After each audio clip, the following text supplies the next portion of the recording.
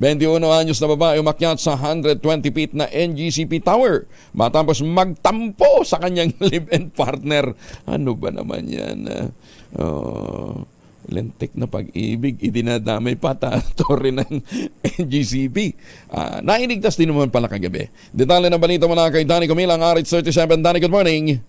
Isang 21 anyos na babayang umakit sa 120 feet na tower ng National Grid Corporation of the Philippines NGCP sa barangay Doña Francisca, Balanga City kagabi matapos magtampo umano sa kanyang live-in partner. Ayon sa ulat, bandang alas 7 ng gabi nang umakyat ang babae na kinilalang si Shane sa naturang tore.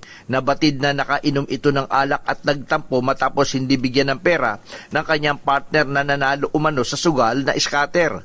Agad na rumesponde ang mga tauhan ng Balanga City Police, Bureau of Fire Protection, BFP, Marshal, mga opisyal ng barangay at mga kinatawan ng NGCP.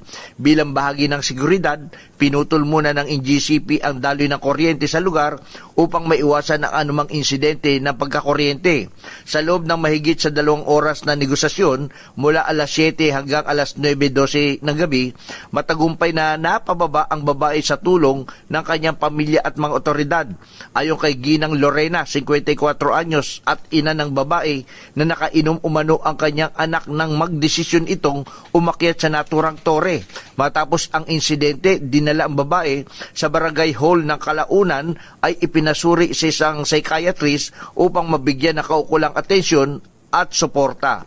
Patuloy namang pinaalalahanan ng mga otoridad ang publiko na maghanap ng tamang paraan upang malutas ang mga personal na suliranin at huwag mag-atubiling humingi ng tulong kung kinakailangan. Danny Cumilang, RH37, DCRH, una sa Pilipinas, una sa Pilipino. My God!